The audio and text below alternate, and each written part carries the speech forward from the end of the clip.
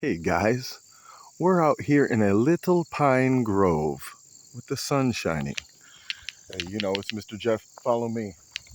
So last year, came up in here and found a crap ton of Amanita muscaria, the fly agaric, and I came back and I had only found a few. So let's go check them out. There's a couple in here. There's one right there. Can you guys see that? There. Let's go look at that one. I gotta get back in there though to get to it. All right. So Amanita muscaria is kind of like the world's most famous mushroom, I'd say, in the sense of it being like um, referenced in Alice in Wonderland, Super Mario, um, even Santa Claus lore, and its shamanic use in Siberia and such. So here we are. Now you're probably thinking, I thought the most famous mushroom in the world was red with white spots. Well, this one is actually a variant found in eastern North America. And this variant, Amanita muscaria vargesii, is yellow cap. I want to get this guy up so we can see it. Here we go. All right, we'll do a quick little rundown of what it looks like.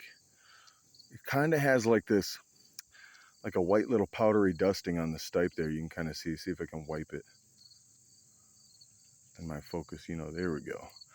It's not dusting, but it's kind of like, well, you see it's peeling as I roll my finger on it. All right, white gills. Let's see if I can get some focus once again here, guys. Hey, there we go. Obviously, we see Critter's been munching on it, trying to munch on my thumb too. Get off me. There. And there's those warts. Now, those warts are actually not attached to this cap. I can actually wipe them off with my finger. You can see here. See if you can wipe some more off. There we go. It's actually part of the sac that it busts out of when it's coming up out of the ground. That's just remnant pieces of it. But today I wrote on the side of my truck some stuff about this mushroom and about a particular chemical that's actually found in these. So Amanita muscaria gets its name, muscaria, from the Latin word for fly, musca or musca, tomato. All right, I got the sun blasting at me, so let me see if I can get the camera right here. But a compound was isolated from this mushroom a long time ago called muscarine. And yeah, this chemical is a bad time. We're going to talk about that here. But for a long time, this mushroom had been regarded, in North America at least, as deadly, inedible, avoided at all costs. Now, through science, we've discovered that it's not the baddie that it's been made out to be, the mushroom that is. Now this, yes, we want to avoid this chemical, but we've actually found this chemical in other mushrooms in higher abundance than Amanita muscaria. So it's kind of unfortunate that now the name muscarine is attached to this mushroom.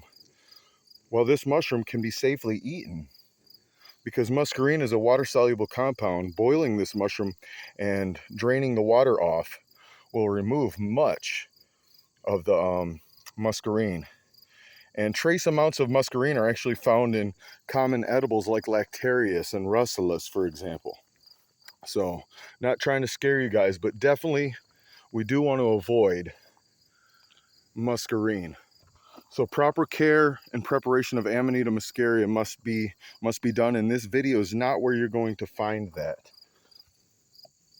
Well, let's talk about muscarine. Muscarine, am I on here? There we are.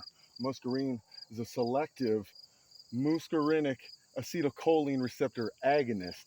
Agonist just means that it actually works on that receptor. It does what the receptor is meant to do. But know that this is not the compound that's naturally occurring in our body that flips this receptor on or off. The receptor is activated by acetylcholine, hence the name. It's a selective agonist because it actually only works the muscarinic receptors. It's not messing around with another type of acetylcholine receptor you're probably more familiar with, and that is the nicotinic acetylcholine receptor, named after nicotine, the compound that we discovered actually flips the switch on those types of acetylcholine receptors. So anyway, you got two types of acetylcholine receptors, muscarinic and nicotinic. Nicotinic is primarily found in our brain. It's why people smoke and they get the from the nicotine, or they take gum or chew or patches or whatever. Nicotine activates acetylcholine receptors, mimics acetylcholine, increasing concentration, focus, and such like that. So people actually do get some kind of effect from nicotine. The effects from muscarine, though, on the other hand, do not apply to the brain or any kind of pleasant experience that you might get from nicotine. On the other hand, these receptors are found throughout our periphery. They're found throughout our body, and they do parasympathetic responses that you don't even get to control. I mean, there might be somebody out there that can control it and they've mastered their body to that point, but most people can't control when they sweat. You know, the response you might get, you get a piece of dirt in your eye, you start tearing up. You didn't tell yourself, oh, I want to tear.